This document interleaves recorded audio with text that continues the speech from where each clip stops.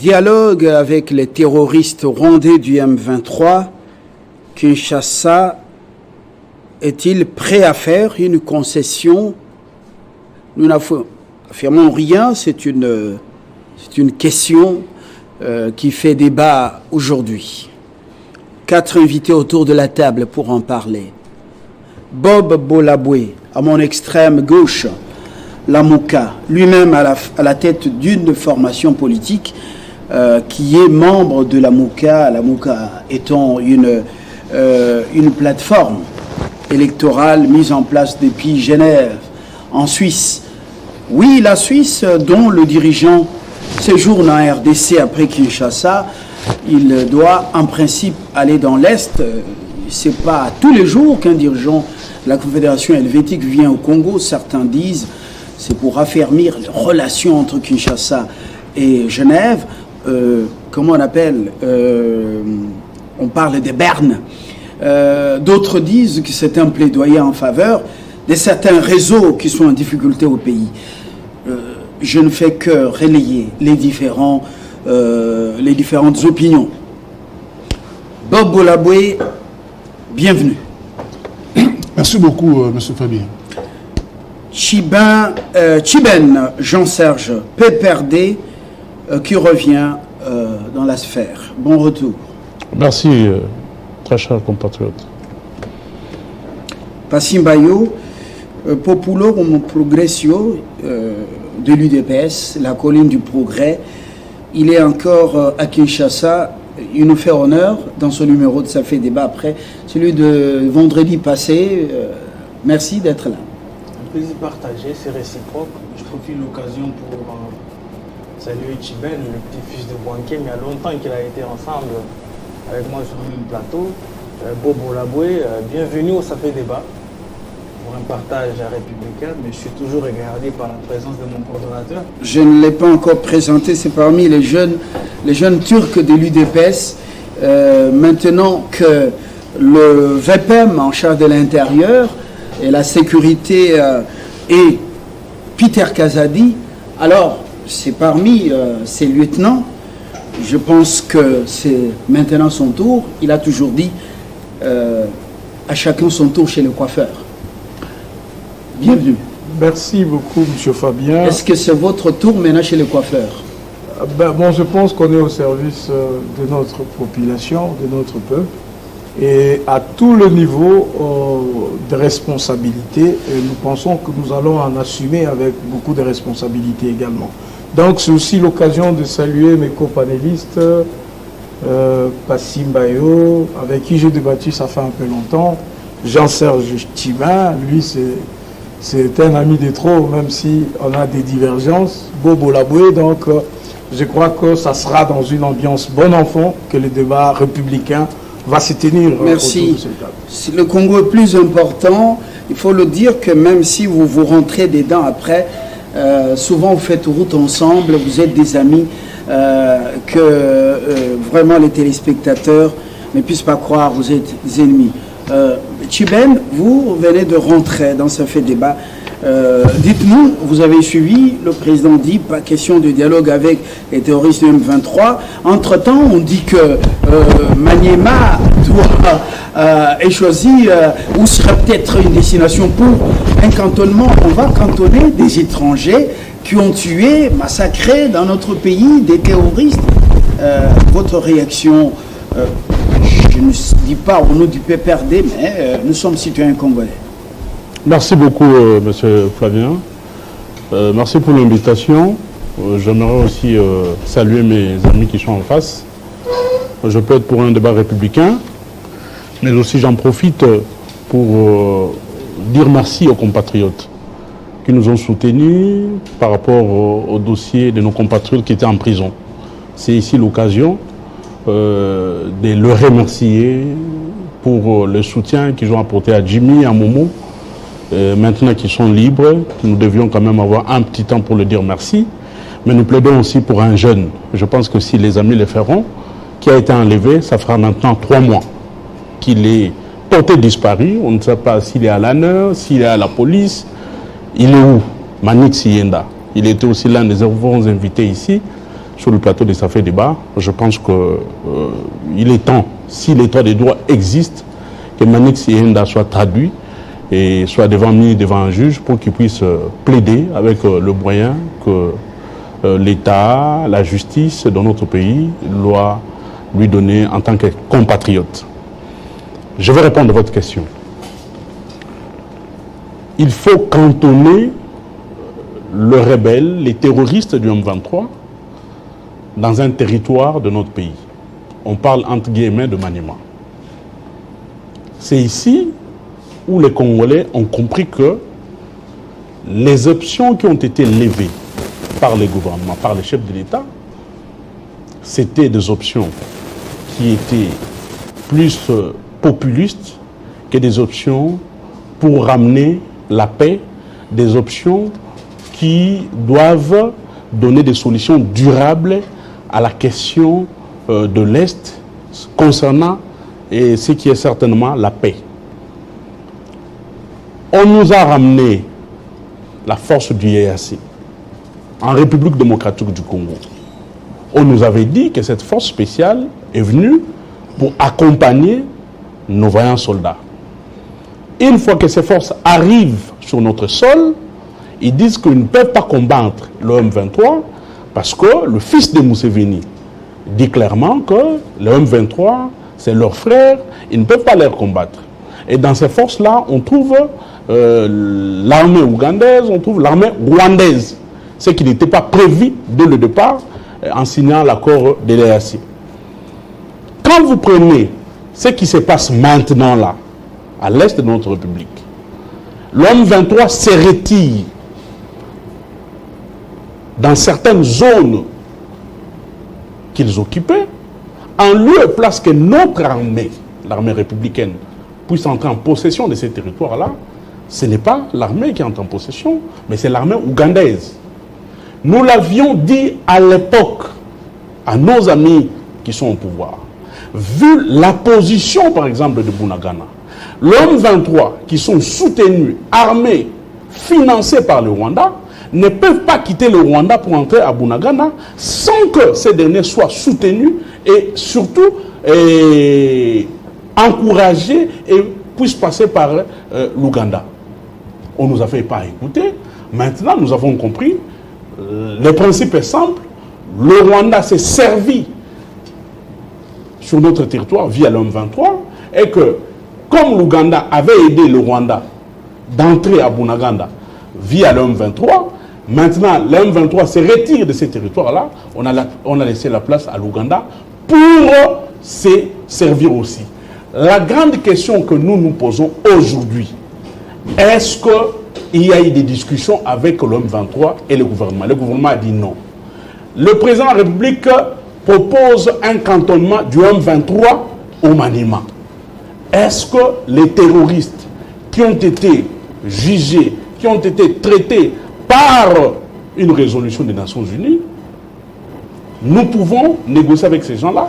Parce qu'aujourd'hui, avec le moyen de force, c'est-à-dire avec notre armée, nous ne pouvons pas combattre. Avec les EAC, nous ne pouvons pas combattre. Oui. À ramener ces gens au Maniema, ça poserait un problème parce que le Maniema, déjà, est une province aujourd'hui qui a des problèmes sécuritaires, il y a des maïmaï, il y a des compatriotes qui sèment la terreur là-bas. Merci pour le et le gouvernement est incapable pour trouver des solutions de paix dans cette partie de la République. Vous avez vos 4 minutes, quelques secondes pour réagir assez rapidement. Kinshasa, sous les pressions sous le dictat des terroristes par excellence du monde, va finalement donner, sans négocier, oui, mais va donner une place pour cantonner des étrangers, des terroristes. Est-ce que c'est bien réfléchi? Oui, je vais venir à la question. C'est le Congo qui gagne ou le Congo qui perd?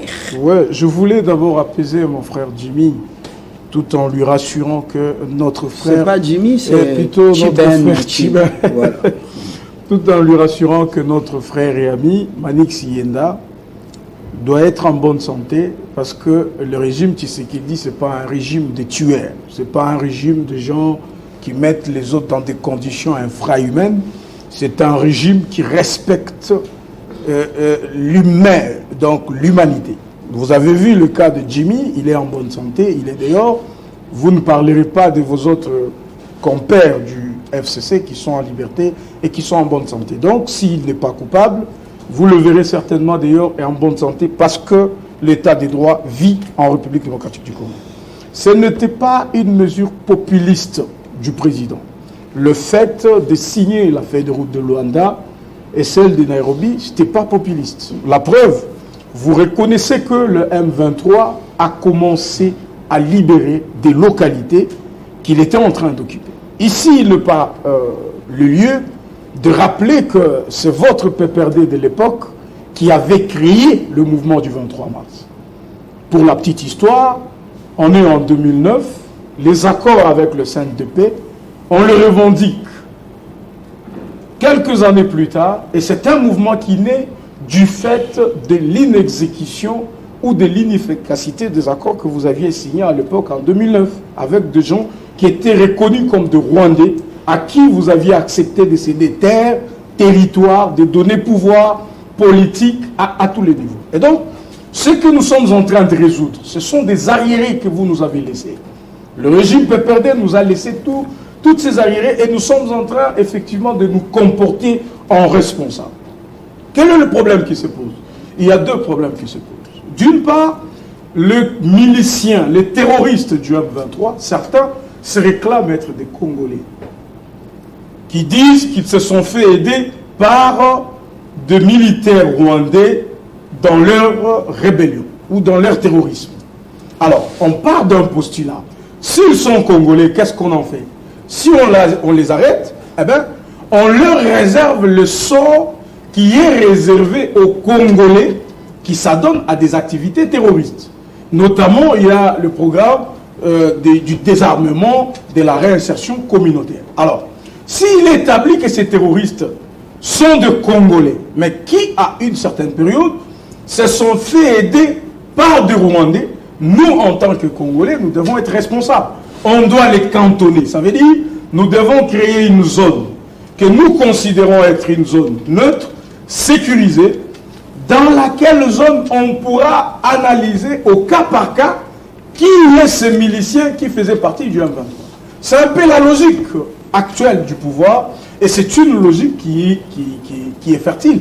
C'est une politique qui fait fortune également. Donc, nous ne l'avons pas résolu nous-mêmes, vous l'avez dit. Il y a eu des accords avec les organismes de l'ONU, les organismes qui traitent des questions humanitaires et autres. Eh bien, le droit de la guerre, et donc, on ne pouvait pas les fusiller au moment où les gens se laissent avoir. Au moment où les gens viennent eux-mêmes, ils déposent des armes. Ils préfèrent quitter les zones qu'ils occupaient et ils se mettent à la disposition des FARDC. Et donc, c'est une position très responsable du gouvernement. Nous connaissons le fait que nous ne pouvons pas prendre des gens dont déjà, je vais dire, la personnalité, le parcours est connu. Ce qu'on va cantonner au Maniema, si cela est vraiment la décision, ce sont des Congolais qui sont vendus aux Rwandais du M23, aux Rwandais, ou ce sont les Rwandais. Parce que c'est bien, le président le dit, c'est Kagame. Le M23, il n'y a pas une rébellion. C'est l'armée rwandaise. Donc vous allez prendre l'armée rwandaise, vous allez ou les militaires rwandais, vous allez les cantonner dans le Maniema. C'est ça l'affaire? Non, ça veut dire ceci. Je m'explique très clairement pour être immédiatement compris. Il y a ceci. Parmi les terroristes du M23, certains disent qu'ils sont congolais. Il y a eu effectivement des rapports de certaines organisations de l'ONU qui ont effectivement établi que certains de ces terroristes sont de Congolais. Qu'est-ce qu'il faut en faire? On ne va pas tout de suite, par la figure ou par le nom, savoir que tel est Rwandais ou n'est pas Rwandais. On prend tous ces gens capturés, on les amène dans une zone neutre. C'est ça qu'on appelle cantonnement. On commence à vérifier... Dans le Maniema, il y a des groupes armés, le FCC, non, mais le terrain ils savent que le Maniema est aussi en proie à des groupes armés. Nous sommes un gouvernement responsable. nous avons tenu compte de tous les aspects sécuritaires. Parce qu'ils disent qu'ils sont Congolais pour la plupart, on les amène dans une zone neutre et au cas par cas, on saura qui est Congolais et qui ne l'est pas. Pour ceux qui sont Congolais, s'il vous plaît, ils seront désarmés, démobilisés et réinsérés de manière communautaire. Des criminels réinsérés dans la société. Non, mais écoutez, le programme DDRP, vous les connaissez. On dit aussi que ce programme est piloté par un homme qui a des soucis de se faire accepter pour son passé. Bobo Labou. Oui. Alors, merci beaucoup pour la parole. Moi, je pense que tout le monde le sait. Le père fondateur de notre indépendance, et en particulier Lumumba, ils se sont battus pour la souveraineté nationale, l'intégrité territoriale, mais aussi pour la paix. Moi, je suis président d'un parti politique lumumbiste qui s'appelle RPDR, Rassemblement du peuple pour la démocratie et le renouveau. Je constate qu'aujourd'hui, notre souveraineté est bafouée. Pourquoi? Parce qu'à l'intérieur de notre pays, on a mis de frontières. Il y a toute une partie de notre territoire où nous, Congolais, nos forces armées, ne peuvent pas mettre pied. Et notamment là où l'ESC avec M23 sont en train d'administrer.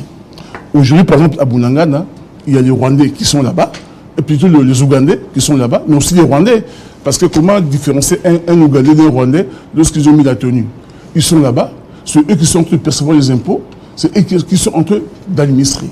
Donc une partie de notre territoire n'est plus à notre disposition. Bob, une question. Oui. Lorsque vous, à l'opposition, vous regardez la manière dont Félix Tshisekedi a mené les choses, en nationaliste, souverainiste, vous voyez tout le ballet diplomatique des anciens présidents et des présidents en fonction. Tout le monde vient ici, ce n'est plus beaucoup le président qui se déplace. Est-ce que vous avez aussi l'impression que Kinshasa est prête à faire une concession par rapport à toutes ces pressions de Bokoleur ou de ceux qui lui ont apporté un soutien quelque part à ces terroristes? Oui, je vais répondre juste une minute pour dire que je constate que la souveraineté nationale est bafouée. Je constate que l'intégrité territoriale de notre pays n'existe plus. Je constate que la paix n'est pas au rendez-vous. Pour tout dire, nous ne partageons plus de 2 345 000 km² de notre territoire. Aujourd'hui, le Congo est complètement divisé. Une partie est contrôlée par des forces étrangères.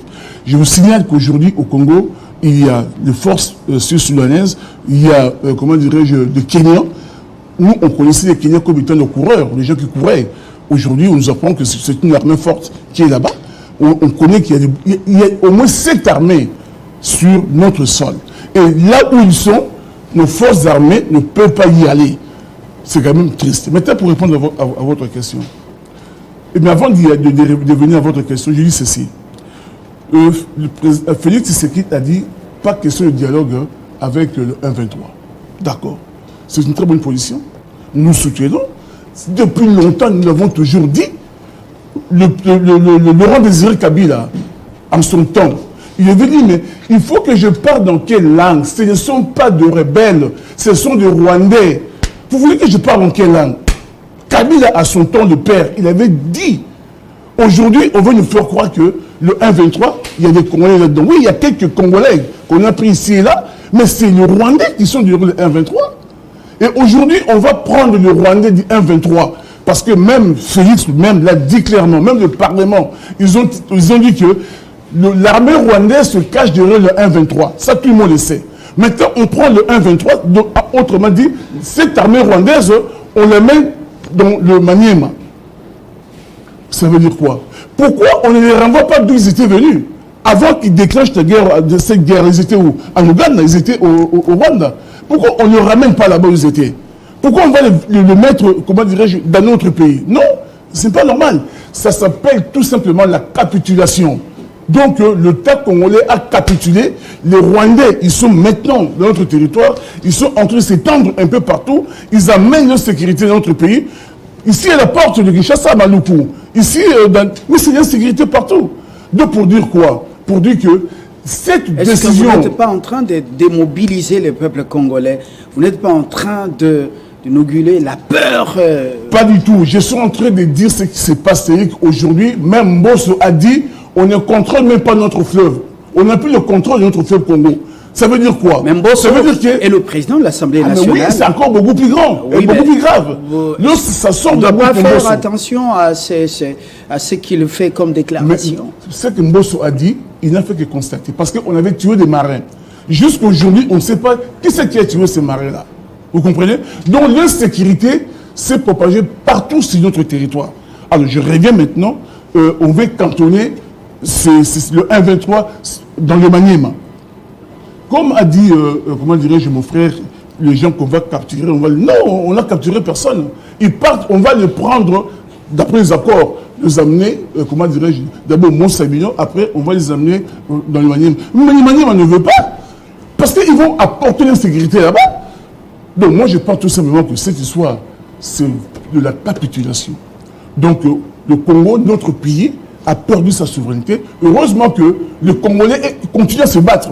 Heureusement qu'on a des forces, comment dirais-je, maï qui se battent. On a notre armée, de vaillants militaires au sein de notre armée, mais qui malheureusement ne sont pas encadrés. Qui malheureusement, on est en train de leur faire croire qu'ils sont moins que le Sud-Soudanais, l'armée sud-soudanaise, l'armée burundaise, toutes ces armées-là. Or, si on prenait nos forces armées, je vous dis, bien organisées, on va mettre de l'ordre là-bas, c'est-à-dire que tous ces ESC-là ne seront plus là-bas. Voilà. On n'a pas besoin de ESC dans notre territoire. Demain, on prend le pouvoir, PSC dehors. Parce que c'est des gens qui sont venus avec la balkanisation. C'est une manière de nous balkaniser, mais doucement, lentement, sûrement. On se battra contre. Passim Bayo, c'est à vous de prendre la parole maintenant. Dites-nous concrètement, est-ce qu'il s'agit de la capitulation? Est-ce que nous sortons la tête haute de cette crise sécuritaire? Oui, pas de dialogue, le président restait de marbre, mais cette fenêtre, cette brèche, est-ce que ce n'est pas une façon de céder aux pressions des vautours du monde qui veulent bien récompenser ce qu'ils ont utilisé contre le Congo dans les pillages, en massacrant des Congolais et en rendant l'est du pays, oui, très instable? Mais je vais mélanger un peu le tout. Je vais dire à mon compatriote Bob que le mot capitulation qu'il a utilisé, c'est un terme fort. Il n'y a pas capitulation dans une province sous état de siège. Quand on dit état de siège, c'est que c'est une province qui est en guerre. Et quand vous utilisez le mot capitulation dans un contexte comme celui-là, alors qu'il n'en est pas une, écoutez, prenez ça comme un déplacement d'accent. Vous ne pouvez pas parler comme ça en tant que fils de ce pays. En plus, le lumumbiste, s'il vous plaît. On ne joue pas avec du lumumbisme, mais lorsque vos militaires sont au front, vous tenez un discours un peu comme pour les décourager. Non. Et puis, il ne faudra pas aussi sortir les propos de Mbosso Kodiampouanga de leur contexte. Il n'a jamais dit que nous ne contrôlons pas le fleuve.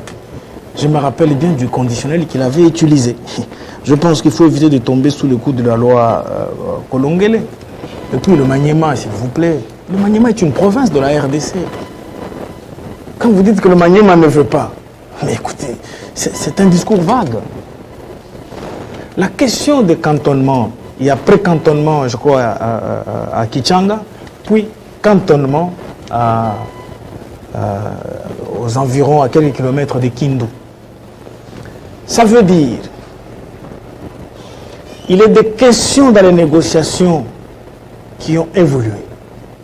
Dans la mesure Négociation avec qui? Mais écoutez, s'il vous plaît, nous négocions. Je dois poser des questions. Nous avons des tableaux de négociation. Qui ont évolué dans négociation avec qui? Si, mais s'il vous plaît, nous avons des tableaux de négociation à Nairobi et à Luanda. Il ne faut pas oublier que le président Lorenzo Francao est le président de la CIRGL. Il ne faut pas non plus oublier que Nairobi, c'est la capitale de l'EAC dont nous faisons partie. Quand je parle de l'évolution quelque part dans les négociations ou modification quelque part dans les négociations, je veux dire quoi? Je veux dire que dans le comportement du dictateur rwandais,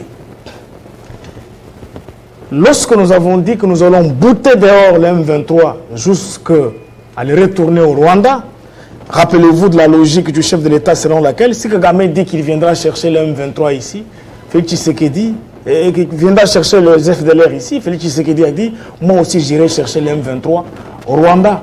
Pourquoi? Puisque le motif mensonger présenté par le pouvoir de Kigali, c'est de dire que ces M23 sont congolais.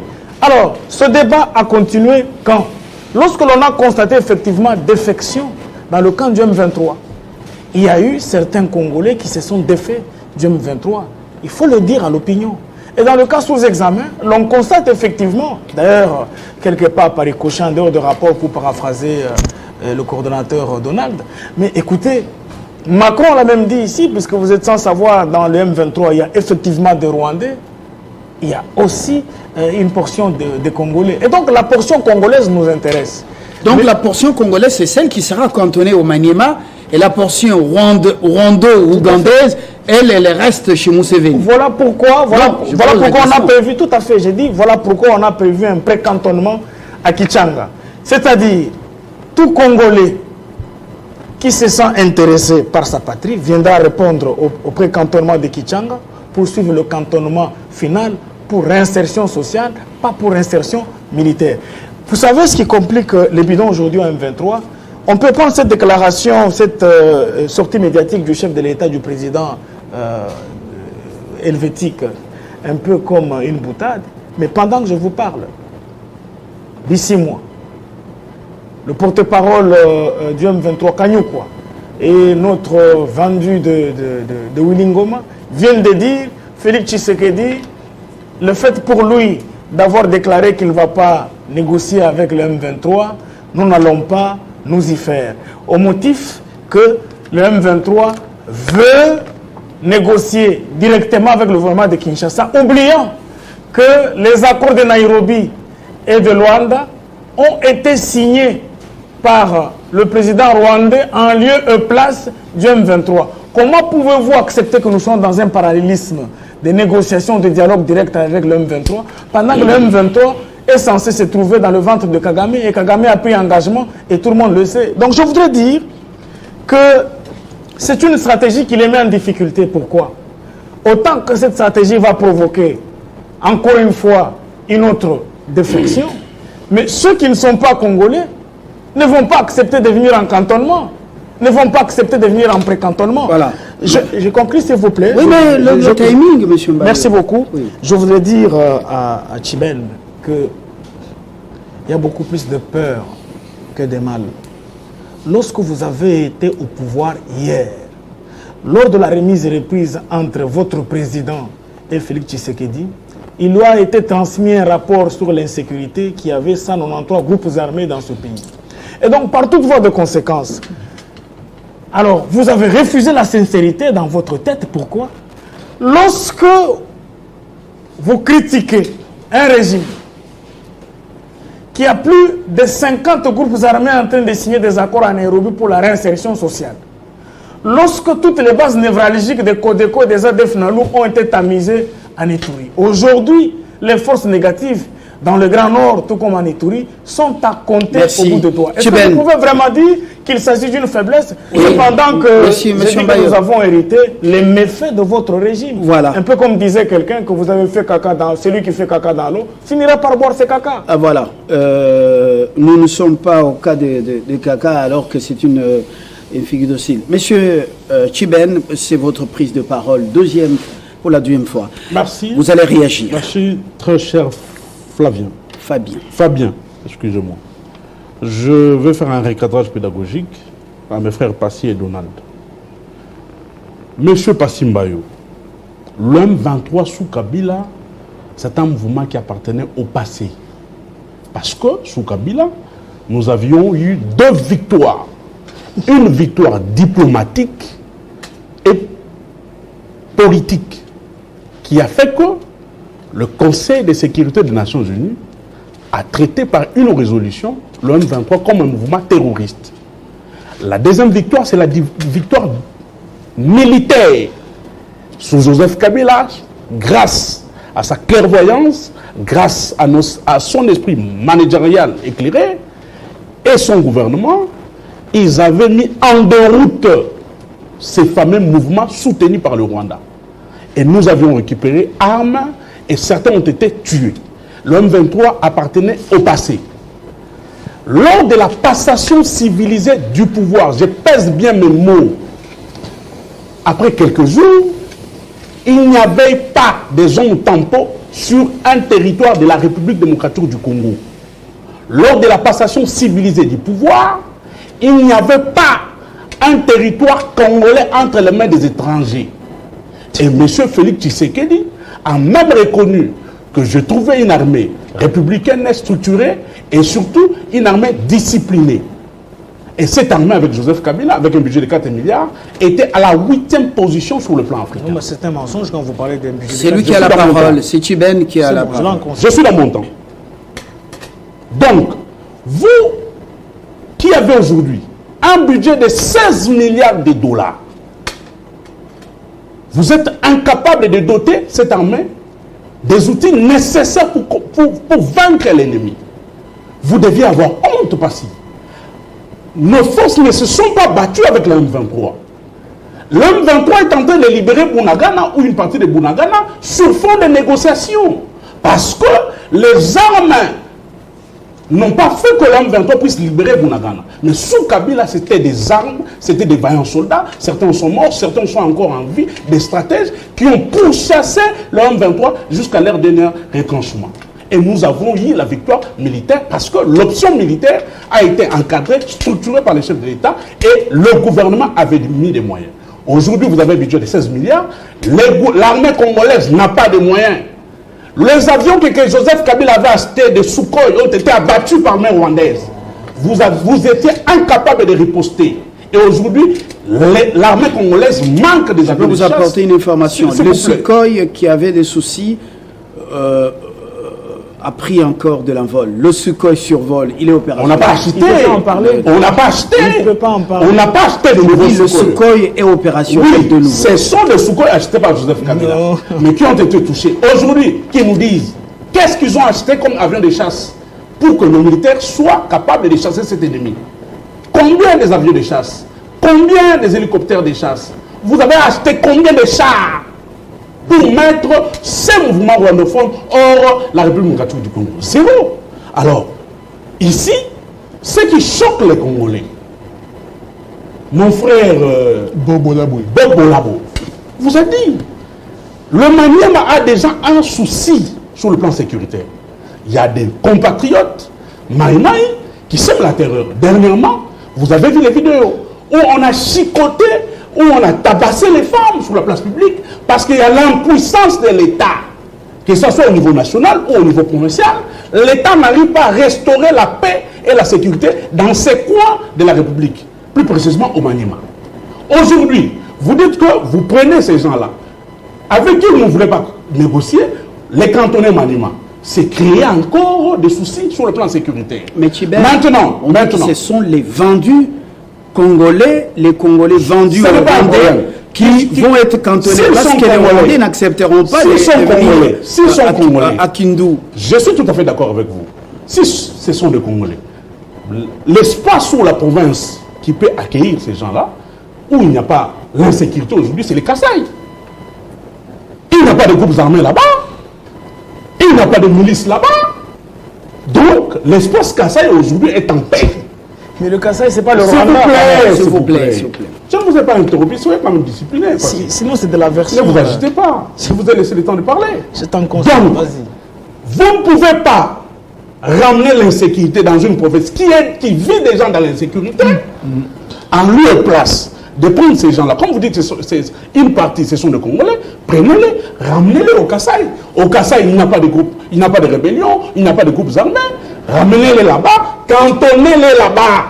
Comme ça, vous trouvez des solutions de paix pour le Maniema, mais aussi vous trouvez des solutions durables pour l'Est de la République. Et pour citer, par rapport à quelques minutes que vous m'avez données, je vais dire à mon ami Donald, je ne dirai pas des choses que nos frères sont en train de vivre à l'année. Jimmy fera des émissions. Est-ce que vous n'êtes pas dans une digression? Non, pas une digression. Non. Je ne veux pas. Non. Vous me connaissez bien. Vous n'êtes pas dans une digression. Il a dit quelque chose. Il avait répliqué à ce que vous aviez dit. Mais pour l'instant, je ne veux chuter. pas que nous soyons dans une digression. Je vais chuter par là. Mais je vous dirai, Donald, Jimmy fera des émissions. Il a été enlevé ici sur le boulevard Triomphal, sur le boulevard du 30 juin. J'étais dans le locaux de l'ANER. Malade, il a été transféré à Makala. Même pour Momo, qui a été enlevé à Kolwezi, jusqu'ici à Kinshasa. Il a passé 6 mois à l'ANER. Il était malade. Il n'a jamais bénéficié d'une liberté provisoire. Voilà. Il n'a jamais bénéficié des soins de santé appropriés. Mais aujourd'hui, je vous donne les noms de vos collaborateurs, les collaborateurs de l'Union sacrée du chef de l'État. Before, qui n'est pas malade, qui a tenu des propos ici que vous avez condamnés, a bénéficié d'une liberté provisoire. Aujourd'hui, il est dehors. Non, il n'est pas en liberté. S'il vous plaît, je vous informe, vous n'êtes pas informé. Vital Kamerhe a bénéficié d'une liberté provisoire. Vous ne les informez pas, les Eten Mondo a bénéficié d'une liberté provisoire. Vidi Etchimanga a bénéficié d'une liberté provisoire. Mais aucun de ceux qui ont été arrêtés à l'opposition, merci. Je parle de Momo, j'ai permis cette digression. Je parle de Barnabé, je parle de ceux qui sont aujourd'hui en prison, comme Manix les règles du jeu. Ou Tiben, les règles du jeu. Nous revenons au sujet. Vous n'allez pas réagir par rapport à cette digression. Vous reprenez la parole. Votre deuxième prise de parole, l'Okassaï serait l'endroit le mieux indiqué selon les FCC pour pouvoir cantonner ces Congolais vendus du M23 ou de la milice rwandaise. Bonne proposition quand même. Non, mais je parce que le Maniema a déjà des soucis avec les groupes armés islamistes qui fouettent les mamans et avec des plaies et avec une maltraitance sans précédent. Je disais que je n'entrerai pas dans cette déviation tribaliste parce que on peut bien comprendre l'idée qui est derrière une pareille proposition. Au moment où on vous dit que l'armée de la République ou carrément le gouvernement de la République a pris toutes les mesures nécessaires pour que ce soit les cantonnements ou le pré-cantonnement n'insécurise pas les populations environnantes. Et donc, déjà par la faisabilité, vous comprenez que Maniema est tout près de l'endroit où ces rebelles du M23 sont pour la plupart... Les appelés rebelles ou bien c'est... Les terroristes, donc... Terroristes rwandais. Les terroristes du M23. Et c'est faux, c'est complètement faux. Et j'invite notre ami Bobo Laboué à encore vérifier. Non, il n'est pas dit que là où il y a les forces de l'EAC, l'armée congolaise n'arrive pas. C'est faux sur toute la ligne. Les forces de l'EAC n'interviennent même pas militairement. Ils vous l'ont dit, vous l'avez dit ici. Ils ont dit pour la première fois que nous ne sommes pas venus pour nous battre en armes. Nous sommes venus pour nous assurer que la paix peut encore régner. Et Tchibin venait de le dire tout à l'heure. Ce sont les FARDC qui se battent. Voyez-vous? Les FARDC se battent. Mais cette force régionale, c'est quoi son rôle? La force régionale veut... Mais d'abord, premièrement, les forces armées peuvent justement arriver facilement à Bunagana et dans tous les territoires qui étaient occupés par ces terroristes. Je vous dis et je le répète, que ces territoires restent des territoires congolais. Et il n'y a que l'armée congolaise qui en assure l'intégrité territoriale. Arrêtons de distiller des mensonges. Il est vrai que les forces de l'EAC ont été à l'avant-garde par des procédés diplomatiques pour convaincre les gens qui ne voulaient pas entendre ces langages avec les armes et le feu qui a été utilisé par les FARDC. Le M23 se sont retirés comme beaucoup de rebelles et des terroristes qui étaient éparpillés. Aujourd'hui, on parle du M23 principalement. Mais à l'époque, on parlait de beaucoup trop de groupes. Des ADF, on parlait des Codeco, des Gomino, on parlait de tous les groupes. Aujourd'hui, nous avons fait des efforts les ADF, et on ne parle plus que principalement du M23. Les ADF tuent encore. Oui, mais il faut des interventions maintenant. Ça devient sporadique, ça devient un peu... C'est plus ponctuel comme avant. Donc, c'est une victoire militaire. Donc, les FARDC contrôlent partout où il y a territoire congolais. En dehors des petites zones d'influence que le M23 avait, par sa ruse et son terrorisme, avait récupéré. Alors, Donc, c'est complètement faux. Je veux que ça soit retenu comme tel, que le FRDC ne savent pas contrôler certains territoires. Et mon frère Jimmy, qui me donne, il me met au défi de dire qu'est-ce qui est plutôt chez Chiben. Je suis habitué à débattre avec Jean-Serge, avec Jimmy Kitenge. Ce sont les amis, donc comprenez que ça revienne de temps en temps. Mon frère, il y a des avions qui ont été achetés. D'ailleurs, le dernier achat en date, c'était le 27 octobre 2020. On a eu beaucoup d'avions, notamment le AN-74. On ne communique pas donc, tout ça, quand même vous avez la raison, logistique de l'armée sur un plateau. Vous avez raison. Oui. Et donc, aujourd'hui, le budget, effectivement, vous citez 16 milliards. Vous comprenez que c'est un exploit que votre régime n'a pas pu effectivement réaliser. Vous nous avez laissé avec un budget de 2 milliards ou 3 milliards, comme vous le dites. Mais aujourd'hui, nous sommes à 16 milliards. Je vous dis que la grande partie de ce budget, il est affecté à notre armée. Je vous apprends qu'aujourd'hui, on ne détourne plus le solde de militaires. On a arrêté tous les détourneurs de ces soldes-là. Ok? Donc aujourd'hui, nos militaires, même si leur salaire n'est pas suffisamment utile, comme on l'aurait souhaité, mais il y a eu beaucoup d'avancées. Donc, nous avons non seulement relevé le nombre qui était minime que vous avez laissé, on l'a multiplié au moins par 7. Donc aujourd'hui, notre armée est plus équipée qu'il l'était à votre époque. Merci. Et donc, maintenant que nous gagnons avec le M23, nous ne comprenons pas cette déviation que vous faites. Maintenant que le M23 est vaincu, vous commencez à dire, non, écoutez, ils ne sont pas vaincus par l'armée, ils sont vaincus par les Merci, M. Kabassi. Et pourtant, c'est un mouvement que vous avez créé. Oui, merci beaucoup. Je veux dire ceci. Derrière ce débat que nous sommes en train d'engager, l'idée principale, c'est la balkanisation de notre pays.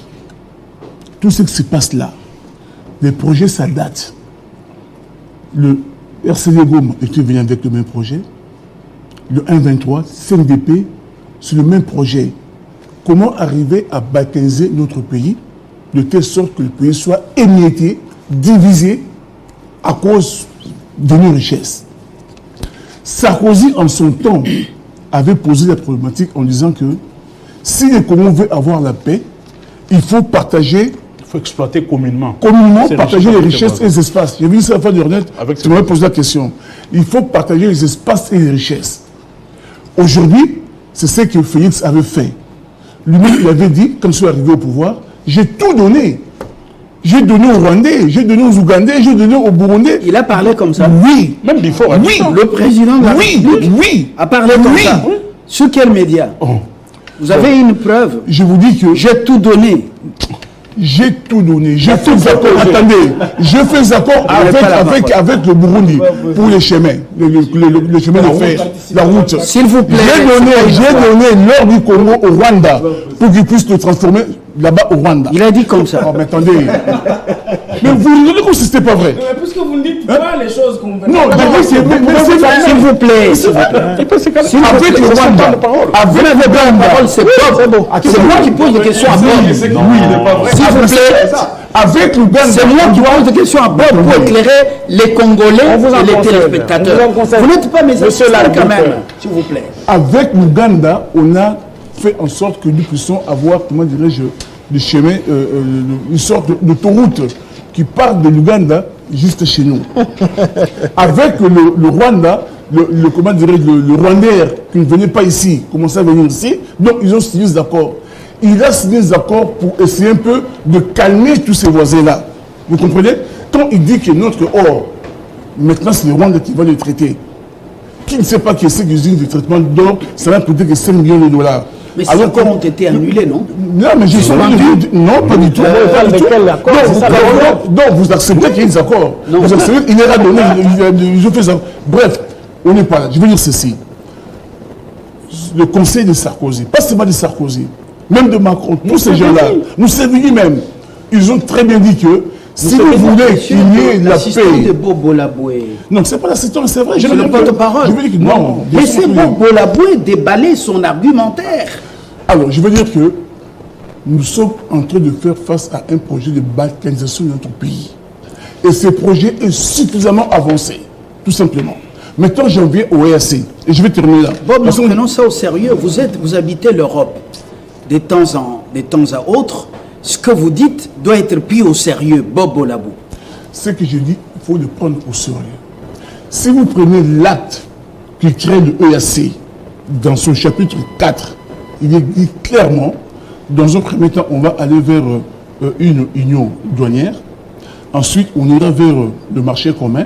Et après, on ira vers la fédération. Donc, le Congo sera un pays fédéré. Raison pour laquelle Félix a dit ça ne sert plus à rien se battre pour des morceaux de terre. Parce qu'en fait, le Congo sera beaucoup plus grand. Le EAC, c'est notre pays maintenant. Vous comprenez?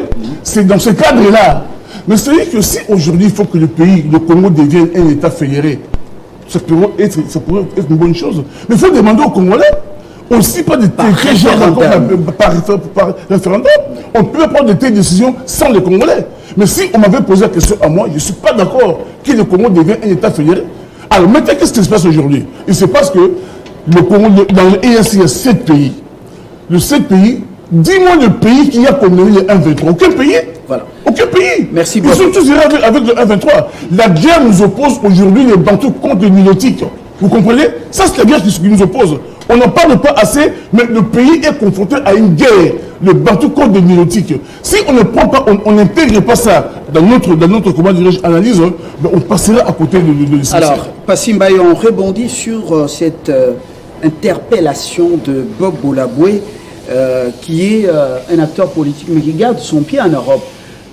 Est-ce qu'il n'y a pas une sorte de traquenard au regard des révélations faites, comment on dit, découvertes dans le coffre-fort de Mwangachuchu, au regard de tous les noms qui sont cités, des complots, ainsi de suite, voilà.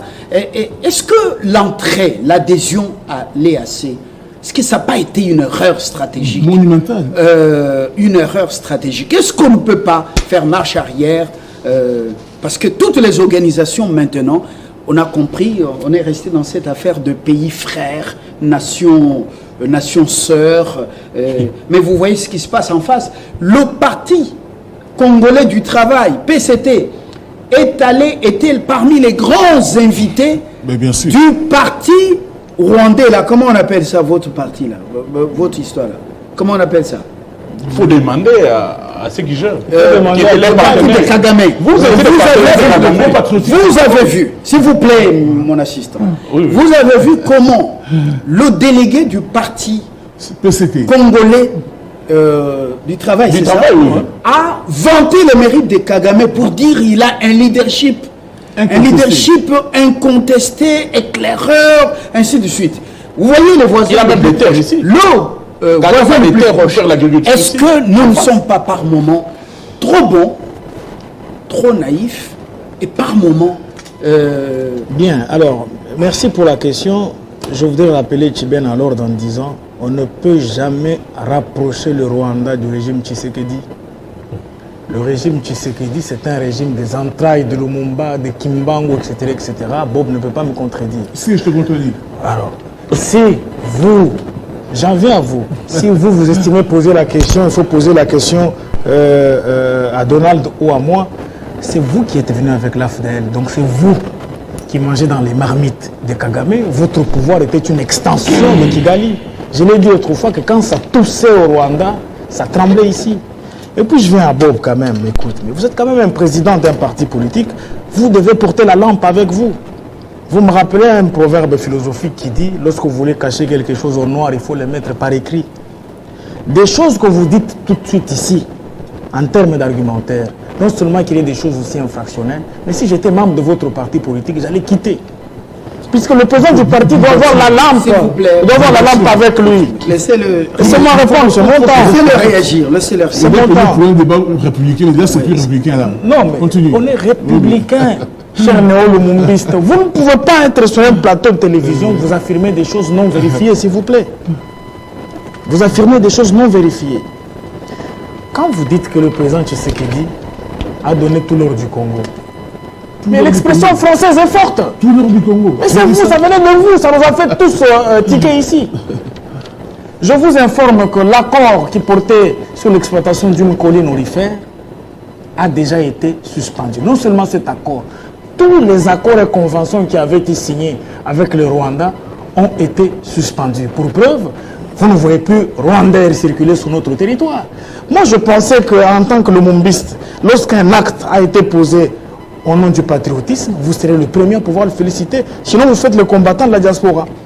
Alors, quand on dit que le fait pour nous d'avoir adhéré à l'EAC, écoute Bob, en droit international et en relations internationales, il y a ce qu'on appelle les organisations internationales d'intégration et les organisations internationales de coopération. L'EAC est a priori une organisation de coopération. Spécifiquement parlant, une question de sécurité peut être admise entre nous, pas pour le plaisir de nous-mêmes, puisque l'ONU, la charte de l'ONU l'autorise à son article 8. C'est très important de pouvoir le connaître. Lisez s'il vous plaît. Et puis, quand on dit que nous sommes trop bons, ce qui s'est passé en congrès du parti de Kagame, mais un parti à Brazzaville qui est dans une dictocratie peut être invité à un congrès d'un parti politique dictatorial. Écoute, c'est les oiseaux de même plumage, ils peuvent faire la fête autant que veulent, nous on ne peut pas entrer là-dedans. Seulement que nous disons, là où je semble le rejoindre, la crainte de la balkanisation. Je dis simplement à Bob que le Congo ne sera pas balkanisé. Et cette crainte ne peut pas habiter un lumumbiste. Je te dis que le Congo reste indivisible jusqu'au retour de Jésus-Christ. J'arrive en face des rétorques, s'il vous plaît, en quelques minutes. C'est un mensonge d'entendre Tchiben. Il a été aussi rejoint quelque peu par Bob. Je te signale que 17 localités ont été arrachées par les FARDC et nos autodéfenses. 7 localités et villages, puisque quand on parle de territoire là-bas, il faut réduire l'expression à des localités et des villages. Les deux territoires qui sont en guerre, il s'agit de Rutshuru et du Masisi.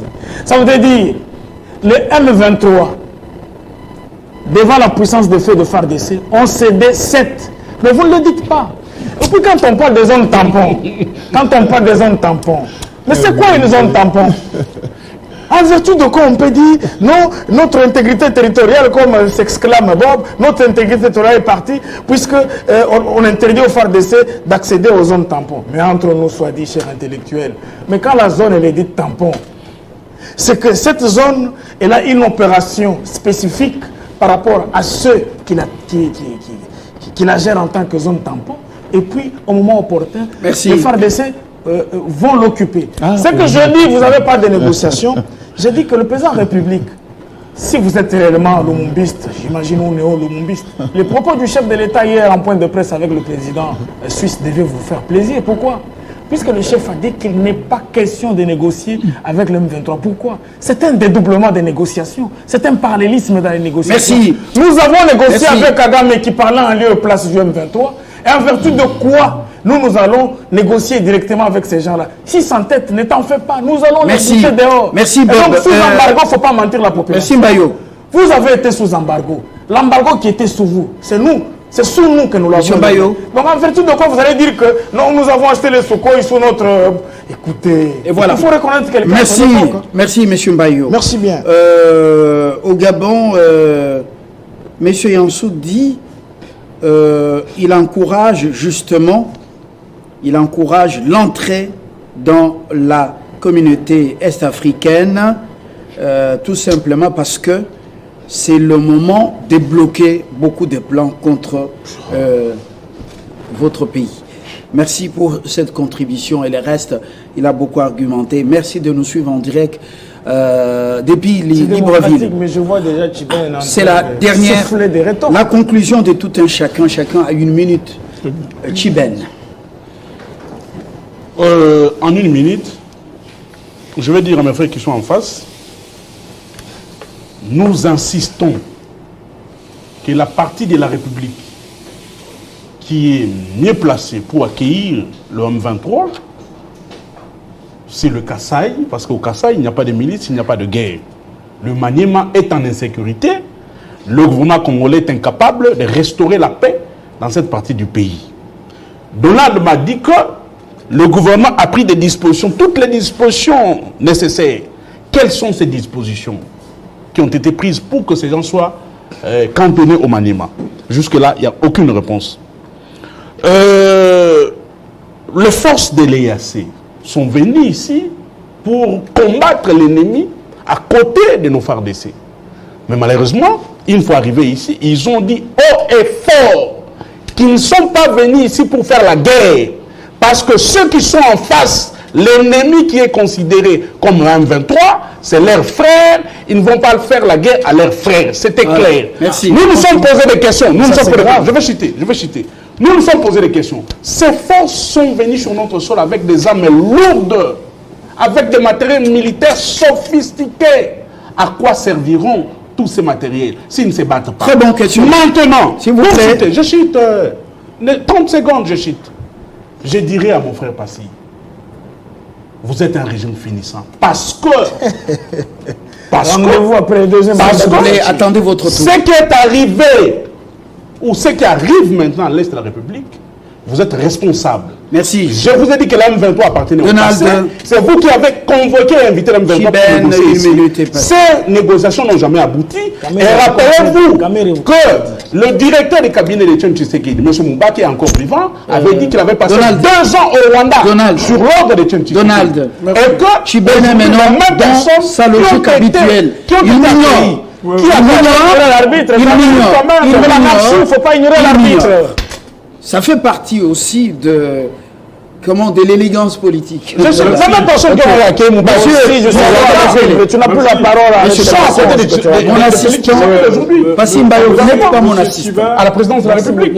En principe, dans un débat comme celui-ci, non, pas question des leçons morales. Votre conclusion. J'ai dit. On dit le Kasaï est l'endroit indiqué parce qu'au Maniema, il y a de l'insécurité. Je n'entre pas dans les déviations tribalistes. Je dis et je répète que dans un débat de sécurité et de paix dans ce pays, on ne pouvait pas voir un cadre d'un régime qui a géré ce pays pendant 18 ans, qui n'a rien fait, ce parti qui n'a rien fait pour rassurer les Congolais par rapport à leur sécurité, la sécurité de leurs biens. Pendant 18 ans, aucune politique publique. L'insécurité plane, il cède le pouvoir. Aujourd'hui, ce sont des donneurs de leçons. Je pense que dans ce débat, M. Tchiba ne peut pas être intéressé et ce point de vue ne peuvent pas être considérés. S'il vous plaît. Quand on veut parler de Kagame, il n'y a pas un plus grand allié de Kagame de plus que Joseph Kabila. Tu sais qu'il était son partenaire. Parce que simplement. Ah non, ce sont des mensonges. Le pouvoir de Tchibin, le pouvoir du PPRD est venu du Rwanda. Donc Tshisekedi aujourd'hui a rompu ce cordon ombilical que vous aviez. Bob, très bien. Il faut soutenir. Vous avez déjà conclu. Il faut soutenir. S'il vous plaît, s'il vous plaît. On termine. Vous devez qu'on termine. On n'a jamais terminé son parole. Il n'y a pas. Kabila n'a jamais terminé de Kagame. Je vous retire la parole. C'est moi, Kabila n'a jamais dit que Kagame était son partenaire privilégié nécessaire. Je vais vous démontrer. Félix Tshisekedi a reconnu publiquement que Kagame était son partenaire. Mais vous avez pas eu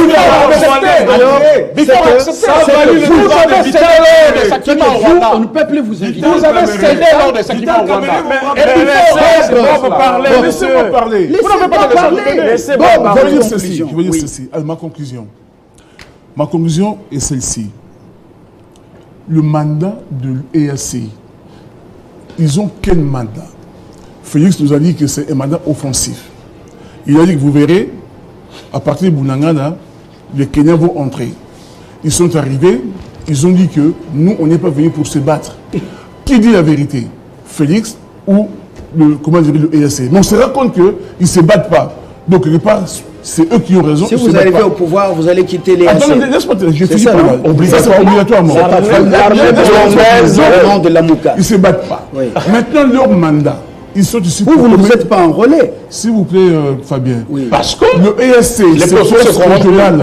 Ils sont Les processus ici sont biaisés. pour combien de temps? Pour combien de temps?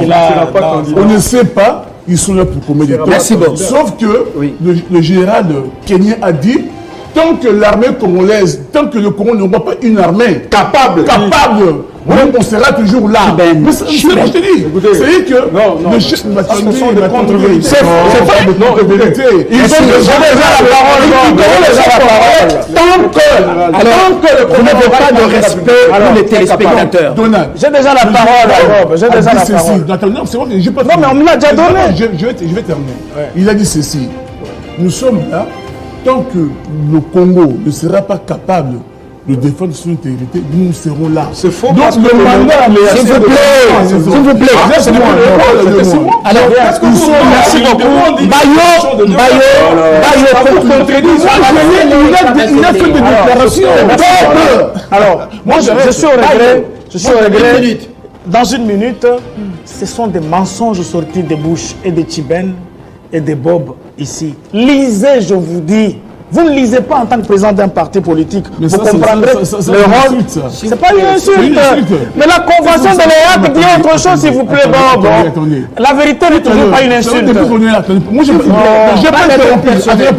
Pas d'attaque personnelle. Depuis que nous sommes là, Pas d'attaque personnelle. vous n'arrêtez pas d'attaquer. Pourquoi tu ne dis pas ce qu'il y a dans le texte? Je vous rappelle la charte ici. La charte ne dit pas ça.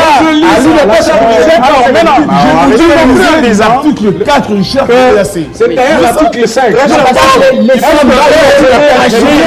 Laissez Mbaye. Vous avez le temps de Le lire processus électoral, selon vous, il ne vous intéresse pas. Le processus électoral ne vous intéresse pas. Moi, j'ai dit seulement que Vous avez un fichier électoral corrompu. dans ton discours, ça va faire Vous aujourd'hui. êtes en train d'enrôler des mineurs au Kassai. Moi, Ils sont là. Vous voulez que nous, les Kassai. Vous êtes en train d'enrôler des mineurs au Kassai. La position, nous, un processus est normalement biaisé.